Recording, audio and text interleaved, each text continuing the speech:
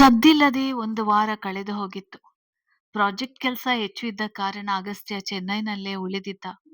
ದಿನವೂ ಸಂಜೆ ಅಷ್ಟೊತ್ತಿಗೆ ನೀಲಾಂಬರಿ ಅವರಿಗೆ ಕಾಲ್ ಮಾಡಿ ಮಾತನಾಡುತ್ತಿದ್ದವನಿಗೆ ಒಮ್ಮೆಯೂ ಕೂಡ ಮಗುವಿನ ಧ್ವನಿ ಕೇಳಿರಲಿಲ್ಲ. ಒಮ್ಮೊಮ್ಮೆ ಮನಸ್ಸು ತಡೆಯದೆ ನೀಲಾಂಬರಿ ಅವರಿಗೆ ವಿಡಿಯೋ ಕಾಲ್ ಮಾಡಿ ಮನೆ ತೋರಿಸಿ ಎಂದೆಲ್ಲ ಕೇಳುವಾಗ ಮಗನನ್ನು ವಿಚಿತ್ರವಾಗಿ ನೋಡುತ್ತಿದ್ದ ನೀಲಾಂಬರಿ ಅವರು ಅವನ ಮನದ ಭಾವನೆಯನ್ನು ಅರ್ಥ ಮಾಡಿಕೊಂಡು ಅವನಿಗೆ ಆ ಭಾವನೆ ಹೆಚ್ಚು ಮಾಡುವಂತೆ ಫೋನ್ ಕಟ್ ಮಾಡ್ತಿದ್ದರು. ಮಗುವಿನ ಮುಖ ಕಾಣದೆ ಆಫೀಸ್ ಸ್ಟಾಫ್ ಮೇಲೆಲ್ಲ ತನ್ನ ರೌದ್ರ ಅವತಾರ ತೋರಿಸ್ತಿದ್ದ ಅಗಸ್ತ್ಯನಿಗೆ ತನ್ನ ಸ್ವಾಭಿಮಾನ ಬಿಟ್ಟು ಮಗುವನ್ನು ನೋಡ್ಬೇಕು ಎಂದು ಅನಿಸ್ಲಿಲ್ಲ. ಎಲ್ಲದಕ್ಕೂ ಮುಖ್ಯವಾಗಿ ಅವನ ಈಗೋ ಅಡ್ಡ ಬರ್ತಿತ್ತು. Agastya, this is too much. ಆಫೀಸ್ನಲ್ಲಿ ನಿನ್ನ ಕೋಪಕ್ಕೆ 12 ಜನ ಕೆಲಸ ಬಿಟ್ಟಿರೋದು, ಜೊತೆಗೆ ನೀನು ಒಟ್ಟು 6 ಮಂದಿಯನ್ನು ಶೂಟ್ ಮಾಡಿರೋದು, ಇದೆಲ್ಲ ಹುಚ್ಚು ಅನ್ನಿಸ್ತದೆ. ಏನಾಗಿದೆ ನಿಂಗೆ? I know that. ನಿನ್ನ ಡೆವಿಲ್ ಫೇಸ್ನ ನಾನು ತುಂಬಾ ಹತ್ತಿರದಿಂದ ನೋಡಿದ್ದೇನೆ. ಆದ್ರೆ ಈ ಹೊಸ ರೂಪ ಇದೆ ಅಲ್ಲ, ಅದು ತುಂಬಾ ಹೊಸತು ನನಗೆ. ಅರ್ಥ ಮಾಡಿಕೊಳ್ಳಲು ಆಗ್ತಾ ಇಲ್ಲ. ನಿಂಗೆ ಏನಾಗ್ತಿದೆ ಅನ್ನೋದನ್ನು ಬಾಯಿ ಬಿಟ್ಟು ಹೇಳು. ಅದು ಬಿಟ್ಟು ದಿನ ಆಫೀಸ್ನಲ್ಲಿ ಚಡಪಡಿಸ್ತಿರ್ತೀಯ. ಸಿಕ್ಕ ಸಿಕ್ಕ ರೌಡಿಗಳನ್ನು ಸಾಯಿಸ್ತೀಯ. ಇದೆಲ್ಲ ಬೇರೆಯದೇ ಲೆವೆಲ್ಗೆ ಹೋಗ್ತಾ ಇದೆ. ಸುಮ್ನೆ ಮೀಡಿಯಾ ಮುಂದೆ ನೀನು ಕೆಟ್ಟವನಾಗ್ಬೇಕಾಗ್ತದೆ ಎಂದು ಸ್ವಿಮ್ಮಿಂಗ್ ಪೂಲ್ ಹತ್ತಿರ ಬರುವ ವಾಸುಕಿ ಈಗ ಸ್ನೇಹಿತನಂತೆ ಮಾತನಾಡಿದ. ಯಾಕೆಂದ್ರೆ ಆಫೀಸ್ ಸಮಯ ಮುಗಿದಿತ್ತು. ಮಧ್ಯರಾತ್ರಿ ಸಮಯವದು. ನಿದ್ದೆ ಮಾಡದೆ ಸ್ವಿಮ್ಮಿಂಗ್ ಪೂಲ್ನಲ್ಲಿ ಸ್ವಿಮ್ಮಿಂಗ್ ಮಾಡ್ತಿದ್ದ ಅಗಸ್ತ್ಯ 2 ಪೆಗ್ ಹೆಚ್ಚೇ ಡ್ರಿಂಕ್ಸ್ ಮಾಡಿದ್ದ. I can't Vasu, I can't. ನನಗೆ ಗೊತ್ತಿಲ್ಲ ನಂಗೆ ಏನಾಗಿದೆ ಅಂತ. ಲವ್ ಬ್ರೇಕಪ್ ಆದಾಗ ಕೂಡ ಇಷ್ಟು ಚಡಪಡಿಸಿರ್ಲಿಲ್ಲ ನಾನು. ಹೋದರೆ ಹೋಗ್ತಾಳೆ ಅಂತ ಬಿಂದಾಸ್ ಆಗಿದ್ದೆ. ಆದ್ರೆ ಈ ಹೊಸ ಭಾವನೆ ಏನು ಅಂತ ಅರ್ಥ ಆಗ್ತಾ ಇಲ್ಲ. ಮುಚ್ಚಿಟ್ಟಷ್ಟು ಆ ಭಾವನೆ ಹೆಚ್ಚಾಗುತ್ತಿದೆ ಅಂತ ಅನಿಸ್ತಿದೆ. ಹೊರ ಹಾಕಲು ಸುನಾಮಿಯಂತೆ ಕಾಯುತ್ತಿದೆ ನನಗೆ. ಸೋಲಲು ಇಷ್ಟ ಇಲ್ಲ. ನಾನ್ ಯಾರ್ ಮುಂದೆನೂ ತಲೆ ತಗ್ಗಿಸಲ್ಲ. ಅಂಡ್ ಅವಳ ಮಗು ನನ್ ಜೀವನಕ್ಕೆ ಬರಬಾರ್ದು. ನಾನಿವತ್ತು ಈ ಸ್ಥಿತಿಯಲ್ಲಿರೋಕ್ಕೆ ಅವಳೇ ಕಾರಣ. ಅವಳ ಮಗು ನನಗಿಷ್ಟೊಂದು ಹಿಂಸೆ ನೀಡುತ್ತಿದೆ. ನನಗೆ ಗೊತ್ತಿಲ್ಲ, ನಾನು ಈ ನೋವು ಹೆಚ್ಚಾಗ್ತಾ ಹೋದ್ರೆ ಅವರಿಬ್ಬರನ್ನು ಶೂಟ್ ಮಾಡಿ ಬಿಡ್ತೇನೆ. ಅದಕ್ಕಿಂತ ಮೊದಲು ಏನಾದ್ರೂ ಮಾಡು ವಾಸುಕಿ ಎಂದು ಸ್ವಿಮ್ಮಿಂಗ್ ಪೂಲ್ನಿಂದ ಮೇಲೆದ್ದು ಬಂದವನು ತನ್ನ ಗೆಳೆಯನನ್ನು ತಬ್ಬಿಕೊಂಡು ಹೇಳುವನು. ಅವ ಇಷ್ಟೊಂದು ಡಿಸ್ಟರ್ಬ್ ಆಗಿದ್ದನ್ನು ಇದೇ ಮೊದಲ ಬಾರಿಗೆ ವಾಸುಕಿ ನೋಡುತ್ತಿರುವುದು. ಲವ್ ಬ್ರೇಕಪ್ ಆದಾಗಲೂ ಕೂಡ ಅವ ಇಷ್ಟೊಂದು ತಲೆ ಕೆಡಿಸಿಕೊಂಡಿರ್ಲಿಲ್ಲ. ಆದ್ರೆ ಈ ಹೊಸ ಭಾವನೆ ಅವನನ್ನು ಕಿತ್ತು ತಿನ್ನುತ್ತಿದೆ. ಅವನ ಭಾವನೆಗಳನ್ನು ಅವನ ಈಗೋ ಹಿಡಿದಿಟ್ಟುಕೊಳ್ಳುತ್ತಿದೆ. ಅದರಿಂದ ಮಾನಸಿಕ ಯಾತನೆಯನ್ನು ಅನುಭವಿಸುತ್ತಿದ್ದ. ಅಗಸ್ತ್ಯ ನೋಡು, ನೀನು ಈ ರೀತಿ ಡಿಸ್ಟರ್ಬ್ ಆಗೋದು ನನ್ನ ಕೈಯಲ್ಲಿ ನೋಡೋಕ್ಕಾಗೋದಿಲ್ಲ. ನಿಂಗೋಸ್ಕರ ನಾನು ಏನ್ ಬೇಕಾದ್ರೂ ಮಾಡ್ತೀನಿ. ಆದ್ರೆ ನೀನು ಮಾತ್ರ ಈ ರೀತಿ ಸೋಲ್ಬಾರ್ದು. ಪ್ರಾಜೆಕ್ಟ್ ಕೆಲಸ ಇನ್ನು 1 ವಾರ ಚೆನ್ನೈನಲ್ಲೇ ಮುಂದುವರಿಯಬೇಕು. ಈ ಮುಂದಿನ 1 ವಾರ ನಿನ್ನ ಪ್ರೆಸೆಂಟ್ ಕಂಪನಿಯಲ್ಲಿ ಇರಲೇಬೇಕು. ನಂಗೆ ಗೊತ್ತು ನೀನೆಷ್ಟು ಹಾರ್ಡ್ ವರ್ಕರ್ ಅಂತ. ಕೊನೆ ಗಳಿಗೆಯಲ್ಲಿ ಎಲ್ಲವನ್ನು ನಿನ್ನ ತಲೆ ಮೇಲೆ ಹಾಕಿಕೊಳ್ಬೇಡ. ಈಗಿನಿಂದಲೇ ಕಾನ್ಸಂಟ್ರೇಟ್ ಮಾಡು. ನಿನ್ನ ಕೈಯಲ್ಲಿ ಎಲ್ಲವೂ ಸಾಧ್ಯ. ನಿನ್ನನ್ನು ಡಿಸ್ಟರ್ಬ್ ಮಾಡುತ್ತಿರೋ ಪ್ರಾಬ್ಲಮ್ಗೆ ನಾನು ಸೊಲ್ಯೂಷನ್ ತೆಗೆದುಕೊಂಡು ಬರುತ್ತೇನೆ. ನನ್ನ ಮೇಲೆ ನಂಬಿಕೆ ಇರಲಿ ಎಂದು ಹೇಳಿದವನು ನಿದ್ದೆಗೆ ಜಾರುತ್ತಿದ್ದ. ಅಗಸ್ತ್ಯನನ್ನ ಸ್ವಿಮ್ಮಿಂಗ್ ಪೂಲ್ ಪಕ್ಕದಲ್ಲಿ ಇದ್ದ ರೂಮ್ ಒಳಗೆ ಕರೆದುಕೊಂಡು ಹೋಗಿ ಮಲಗಿಸಿದವನು ಲೈಟ್ ಆಫ್ ಮಾಡಿ ಅಗಸ್ತ್ಯನ ಮೆಂಟಲ್ ಹೆಲ್ತ್ ನೋಡಿಕೊಳ್ಳುವ ಡಾಕ್ಟರ್ಗೆ ಕಾಲ್ ಮಾಡಿದ. ರೀ ಮಿಸ್ಟರ್ ವಾಸುಕಿ, ಟೈಮ್ ನೋಡಿದ್ರೇನ್ರಿ? ಈ ಟೈಮಲ್ಲಿ ಕಾಲ್ ಮಾಡ್ತಾ ಇದ್ದೀರಲ್ಲ. ನನ್ನ ಹೆಂಡತಿ ಫೋನ್ ರಿಂಗ್ ಟೋನ್ ಕೇಳಿನೇ ರೂಮಿಂದ ಆಚೆ ಹೋಗಿಬಿಟ್ಲು. ಏನು ಪ್ರಾಬ್ಲಮ್ ಎಂದು ಆ ಡಾಕ್ಟರ್ ಕಿರಿಕಿರಿಯಲ್ಲಿ ಹೇಳಿದರು. ಡಾಕ್ಟರ್, ನಿಮ್ಮ ಹೆಂಡತಿ ನಿಮ್ಮನ್ನು ರೂಮಿನಿಂದ ಹೊರ ಹಾಕಿದ್ದು ಒಳ್ಳೇದೇ ಆಯ್ತು. ಈಗ ನಾನು ಹೇಳುವುದನ್ನು ಕೇಳಿ ಎಂದು ಅಗಸ್ತ್ಯನ ಸ್ಥಿತಿಯನ್ನು ರಾಬರ್ಟ್ನಂತೆ ವಿವರಿಸಿದನು. ಒಳ್ಳೆ ರಾಬರ್ಟ್ನಂತೆ ಆಡ್ತಿರಲ್ಲ ಮಿಸ್ಟರ್ ವಾಸುಕಿ. ಮನುಷ್ಯರು ಕಣ್ರಿ ನೀವು ಮತ್ತೆ ಆ ನಿಮ್ ಬಾಸ್. ಇಬ್ಬರು ಮನುಷ್ಯರಂತೆ ಯೋಚಿಸಿ. ಆ ಮನದಲ್ಲಿ ಯಾಕೆ ಆ ಭಾವನೆಗಳನ್ನು ಮುಚ್ಚಿಟ್ಕೊಳ್ಬೇಕು? ಹೊರ ಹಾಕಲು ಹೇಳಿ. ಏನು ನಮ್ಮಪ್ಪನ ಮನೆಗಂಟು ಕೊಡ್ಬೇಕಾ? ಈಗಿನ ಜನರೇಷನ್ ಅವರು ರಾಬರ್ಟ್ಗಳಂತೆ ವರ್ತಿಸ್ತಿದ್ದೀರಾ? ಅಗಸ್ತ್ಯ ಅವರು ಆ ಮಗುವಿಗಾಗಿ ಹಂಬಲಿಸ್ತಿದ್ದಾರೆ. ಅವರ ಮುಂದೆ ಆ ಮಗುನ ತಂದು 24 ಅವರ್ಸ್ ಅವರ ಮುಂದೆ ಇಡಿ. ಹೇಗೆ ಮಗುವಾಗಿ ಬದಲಾಗ್ತಾರೆ ನೋಡ್ತಾ ಇರಿ. ಮೊದಲು ಬ್ಯಾಂಗ್ಳೂರ್ಗೆ ಬಂದು ಆ ಮಗುವನ್ನು ಕರೆದುಕೊಂಡು ಹೋಗಿ ನಿಮ್ಮ ಗೆಳೆಯನ ಹತ್ತಿರ ಬಿಡಿ. ಈಗ ಕಾಲ್ ಕಟ್ ಮಾಡಿ ಎಂದು ಗಂಭೀರವಾಗಿ ಹೇಳುವ ಡಾಕ್ಟರ್ ಕಾಲ್ ಕಟ್ ಮಾಡಿದ್ರು. ಹ್ಮ್. ಅಂದ್ರೆ ಅಗಸ್ತ್ಯ ಮಗುವಿನ ಜೊತೆ ಸಮಯ ಕಳೆದ್ರೆ ಅವನ ಮನಸ್ಥಿತಿ ಸರಿಯಾಗುತ್ತೆ. ಹಾಗಾದ್ರೆ ನಾಳೆ ಬೆಳಿಗ್ಗೆ ನಾನು ಬ್ಯಾಂಗ್ಳೂರ್ಗೆ ಹೋಗಿ ಮಗುವನ್ನು ಕರೆದುಕೊಂಡು ಬರ್ತೇನೆ. ಆದ್ರೆ ಆ ಮರಿ ಡೇವಿಲ್ ನನ್ ಜೊತೆ ಬರುತ್ತಾ ಎಂದು ಯೋಚಿಸುತ್ತಲೇ ನಿದ್ದೆ ಮಾಡುವ ವಾಸು ಮರುದಿನ ಅಗಸ್ತ್ಯನ ಶೆಡ್ಯೂಲ್ಗಳನ್ನು ವಿವರಿಸಿ ತನ್ನ ಕೆಲಸಗಳನ್ನು ಬೇರೊಬ್ಬ ಸ್ಟಾಫ್‌ಗೆ ವಹಿಸಿದವನು. ಅಗಸ್ತ್ಯನ ಪರ್ಮಿಷನ್ ಪಡೆದು ಪ್ರೈವೇಟ್ ಜೆಟ್ ಮೂಲಕ ಬ್ಯಾಂಗ್ಳೂರ್ಗೆ ಬರುವನು. ಅಗಸ್ತ್ಯನಿಗೆ ವಾಸುಕಿ ಏನು ಮಾಡಲು ಹೊರಟಿದ್ದಾನೆ ಎಂದು ತಿಳಿದಿರಲಿಲ್ಲ. ಯಾವುದೋ ಅರ್ಜೆಂಟ್ ಕೆಲಸ ಮೇಲೆ ಬ್ಯಾಂಗ್ಳೂರ್ಗೆ ಹೊರಟಿದ್ದಾನೆ ಎಂದು ತಿಳಿದದ್ದು. ಅವ ಎಂದಿನಂತೆ ಆಫೀಸ್‌ಗೆ ಹೋಗಿ ಆದಷ್ಟು ತನ್ನ ಮನಸ್ಥಿತಿಯನ್ನು ಸ್ಥಿರವಾಗಿ ಇಟ್ಟುಕೊಳ್ಳುತ್ತಾ ಕೆಲಸದ ಮೇಲೆ ಕಾನ್ಸಂಟ್ರೇಟ್ ಮಾಡಿದನು. ಆ ದಿನ ಬೆಳಿಗ್ಗೆನೆ ಪೀರಿಯಡ್ಸ್ ಆಗಿದ್ದ ಸ್ವರ ಹೊಟ್ಟೆ ನೋವಿನಿಂದ ಸ್ವಲ್ಪವೇ ತಿಂಡಿ ತಿಂದು ಮಲಗಿದ್ದಳು. ಮಗುವಿಗೆ ಹೊಟ್ಟೆ ತುಂಬಿಸಿದ ಕಾರಣ ಮಗು ನೀಲಾಂಬರಿ ಅವರ ಜೊತೆ ಆಟವಾಡುತ್ತಿತ್ತು. ಜಯಮ್ಮ, ನೀವು ಸ್ವರಳ ಜೊತೆ ರೂಮಿನಲ್ಲೇ ಇರಿ.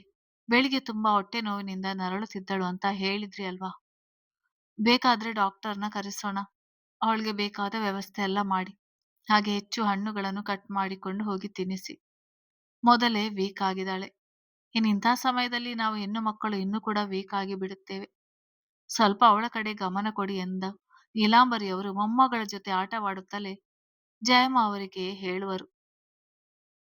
ಸರಿ ಮೇಡಮ್, ನಾನು ಅವರ ಜೊತೆನೆ ಇರ್ತೇನೆ ಎಂದು ಹೇಳಿದ ಜಯಮ್ಮ ಹಾಟ್ ಬ್ಯಾಗ್ ಹಾಗೂ ಹಣ್ಣುಗಳನ್ನು ಹಿಡಿದು ಸ್ವರ ರೂಮಿಗೆ ಹೋಗುವರು.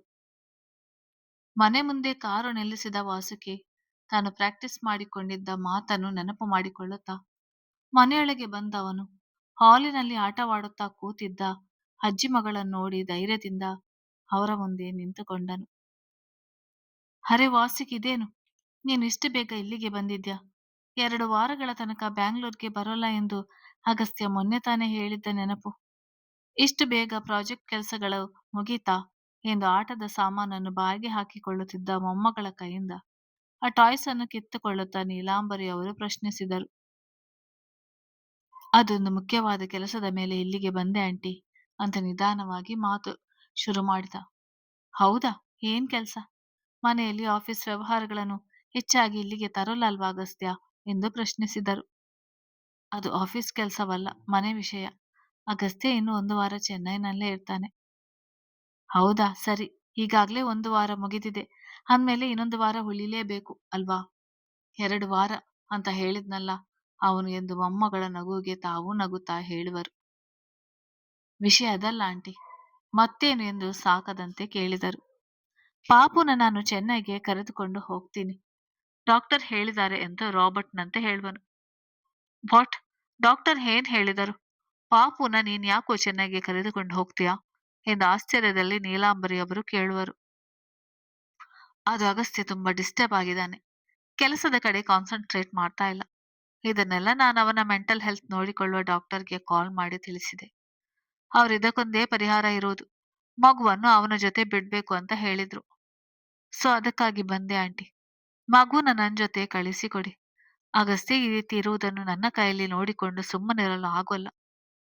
ಅವನ ಆಫೀಸ್ ಕೆಲಸದಲ್ಲಿ ರಾಕ್ಷಸನಿದ್ದಂತೆ. ಆದ್ರೆ ಈಗ ತುಂಬಾ ಕಷ್ಟಪಡುತ್ತಿದ್ದಾನೆ. ಒಂದೇ ಕಡೆ ಸರಿಯಾಗಿ ನಿಲ್ಲಲೇ ಆಗುತ್ತಿಲ್ಲ ಅವನಿಗೆ. ಒದ್ದಾಡ್ತಾ ಇದ್ದಾನೆ ಎಂದು ತಿಳಿಸಿದನು. ನೋಡು, ಹಾಲು ಕುಡಿಯುವ ಕೂಸು ಅದು. ಅದನ್ನು ನಿನ್ನ ಹುಚ್ಚಾಟಕ್ಕೆ ನಿನ್ ಜೊತೆ ಕಲಿಸಿಕೊಡಲಾಗುತ್ತಾ? ಇಲ್ಲಿಂದಾನೇ ಕೆಲಸ ಮಾಡ್ಲಿ. ಅವನನ್ನು ಬ್ಯಾಂಗ್ಳೂರ್ಗೆ ಕರೆದುಕೊಂಡು ಬಾ. ಇಲ್ಲ ನಾನ್ ಕಾಲ್ ಮಾಡಿ ಹೇಳ್ತೀನಿ. ಮಗುನ ಅಲ್ಲಿಗೆಲ್ಲ ಕಳಿಸಿಕೊಡಲು ಆಗೋಲ್ಲ. 9 ತಿಂಗಳ ಕೂಸದು. 1 ವರ್ಷ ಕೂಡ ಆಗಿಲ್ಲ. ರಿಸ್ಕ್ ಎಲ್ಲ ಯಾಕೆ ಎಂದು ನೀಲಾಂಬರಿ ಅವರು ಗಂಭೀರವಾಗಿ ಹೇಳಿದರು. ಆಂಟಿ ಪ್ಲೀಸ್ ಅರ್ಥ ಮಾಡ್ಕೊಳ್ಳಿ. ಅಗಸ್ತ್ಯನ ಸ್ಥಿತಿ ತುಂಬಾ ಗಂಭೀರವಾಗಿದೆ.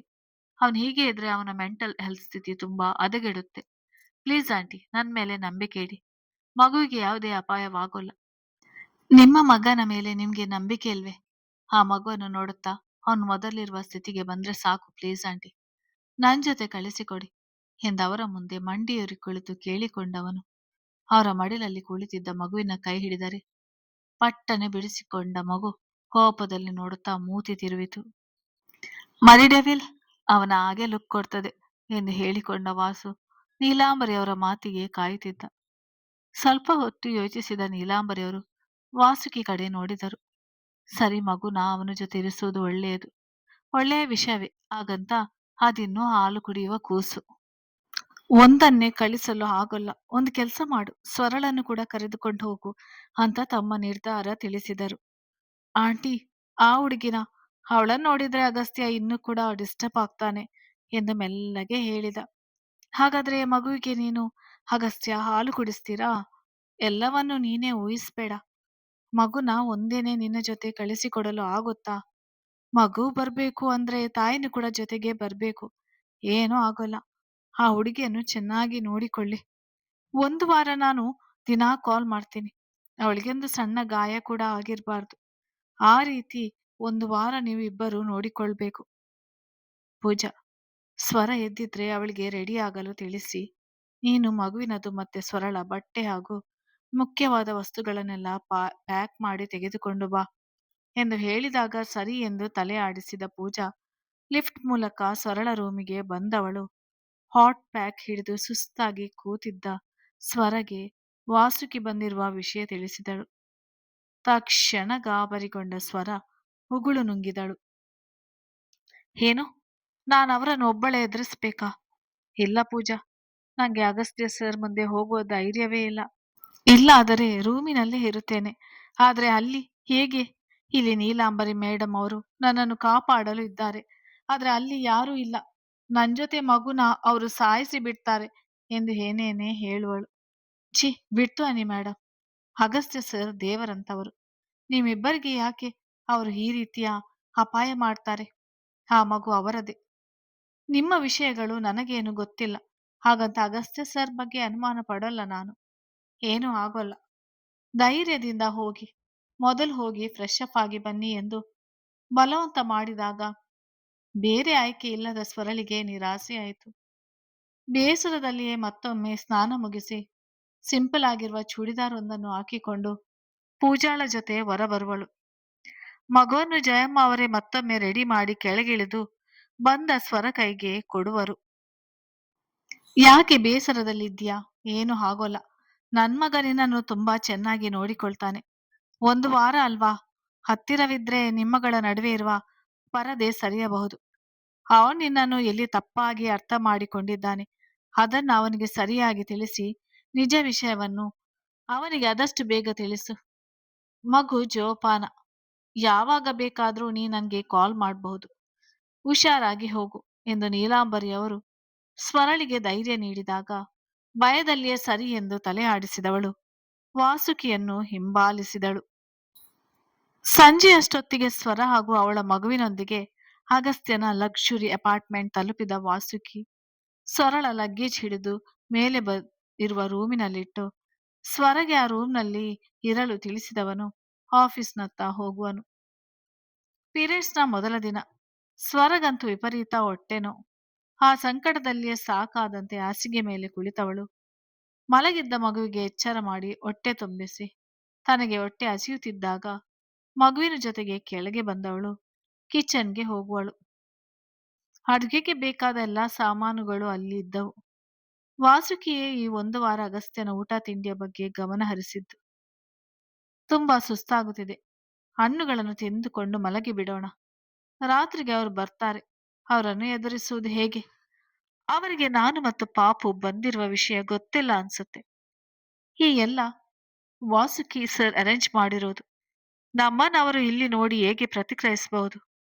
ನಮ್ಮೇಲೆ ಕೋಪ ಮಾಡಿಕೊಂಡು ಹೊಡೆದು ಬಿಟ್ಟರೆ ಎಂಬ ಭಯ ಬಿದ್ದವಳು ಅಗಸ್ತ್ಯ ಬರುವ ಮೊದಲೇ ಅಲ್ಲಿದ್ದ ಸೇಬು, ದ್ರಾಕ್ಷಿ, ದಾಳಿಂಬೆಯನ್ನು ಕಟ್ ಮಾಡಿಸಿಕೊಂಡು ಬೆಳಗಿನ ತನಕ ಕೆಳಗೆ ಬರಬಾರ್ದು ಎಂದು ತೀರ್ಮಾನಿಸಿ ರೂಮ್ ಸೇರಿಬಿಟ್ಟಳು. ಪಾಪು ಯಾವುದು ಧೈರ್ಯದ ಮೇಲೆ ಇಲ್ಲಿಗೆ ಬಂದಿದ್ದೇವೆ. ಆದ್ರೆ ಈಗ ನಿಮ್ಮ ಅಪ್ಪನನ್ನು ಹೇಗೆ ಎದುರಿಸುವುದು? ನಮ್ಮನ್ನು ನೋಡಿ ಅವರು ಹೇಗೆ ಪ್ರತಿಕ್ರಿಯಿಸಬಹುದು? ನನಗಂತೂ ಕೈಕಾಲೇ ಆಡ್ತಾ ಇಲ್ಲ. ನೀನೇ ಕಾಪಾಡಬೇಕು ನನ್ನನ್ನ ಎಂದು ಮಗಳನ್ನ ನೋಡುತ್ತಾ ಹೇಳಿದರೆ ಕಿಲಕಿಲ ನಗುವ ಪುಟಾಣಿ ತಾನಿಲ್ವಾ ಎಂಬ ಭರವಸೆಯನ್ನು ಅಮ್ಮನಿಗೆ ತನ್ನ ನಗುವಿನ ಮೂಲಕ ನೀಡಿತು. ರಾತ್ರಿ 9 ಗಂಟೆಯ ತನಕ ಆ ರೂಮಿನಲ್ಲೇ ಇದ್ದ ಸ್ವರ ಸ್ವಲ್ಪವೂ ಕೂಡ ಆಚೆ ಕಾಲಿಟ್ಟಿರಲಿಲ್ಲ. ಅಲ್ಲಿಯೇ ಮಗುವಿನೊಂದಿಗೆ ಆಡುತ್ತಿದ್ದಳು. ಇತ್ತ ಕಡೆ ಕೆಲಸ ಮಾಡೋಕ್ಕೆ ಬರ್ತೀರಾ ಇಲ್ಲ ರೂಮರ್ಸ್ ಹಬ್ಬಿಸಲು ಬರ್ತೀರಾ? ಮೇಕಪ್, ಚಾಟಿಂಗ್, ಟಾಕಿಂಗ್ ಇಷ್ಟೇ ನಿಮ್ಮ ಜೀವನ.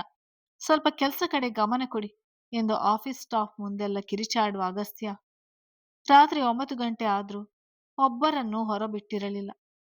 ಇಂದು ಪ್ರಾಜೆಕ್ಟ್‌ನ ಮೊದಲ ಹಂತದ ಕೆಲಸಗಳು ಮುಗಿಸಲೇಬೇಕು ಎಂದು ಪಣ ತೊಟ್ಟಿದ್ದವನು ವಿಚಲಿತಗೊಳ್ಳುತ್ತಿದ್ದ ತನ್ನ ಮನಸ್ಥಿತಿಯನ್ನು ಆದಷ್ಟು ನಿಯಂತ್ರಿಸಿಕೊಳ್ಳುತ್ತಾ ಕೆಲಸದ ಕಡೆ ಗಮನ ಕೊಟ್ಟಿದ್ದ.